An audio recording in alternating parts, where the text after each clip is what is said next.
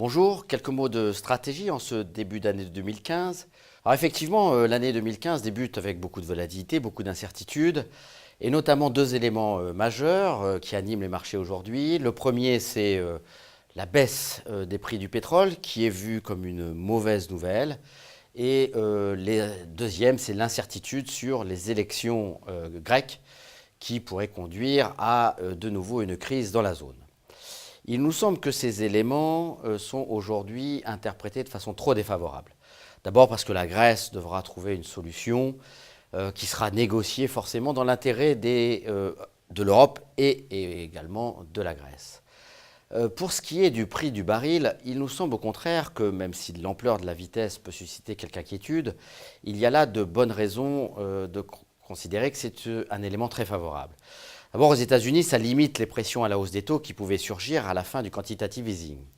Mais surtout en eurozone, ça permet de faire un choc d'offres et de redonner du pouvoir d'achat aux ménages dans des proportions très sensibles. On a aussi, et un certain nombre d'économistes commencent à le détecter, beaucoup d'éléments qui se sont mis en place en 2014, qui n'ont pas pu se révéler parce qu'il y avait la crise en Ukraine et qui ont pénalisé l'activité. Mais ces éléments sont en train de se mettre en place pour avoir une activité en Europe qui soit plus favorable. On a cité le pétrole, bien évidemment il y a la baisse de l'euro, il y a la baisse des taux d'intérêt qui a un effet extrêmement important pour des pays endettés comme l'Italie ou d'autres pays comme le Portugal. On a l'arrêt du frein fiscal puisque les politiques budgétaires maintenant sont plutôt neutres et n'appuient plus sur l'accent des impôts. On a également le plan de relance de l'Europe, le plan Juncker, qui devrait conduire à des investissements, notamment dans les infrastructures. Et il y a globalement une politique de l'offre qui a été mise en place en faveur des entreprises, qui devrait permettre d'améliorer leurs résultats, comme c'est déjà le cas dans un certain nombre de pays, et ainsi de favoriser l'investissement propice au redémarrage des économies.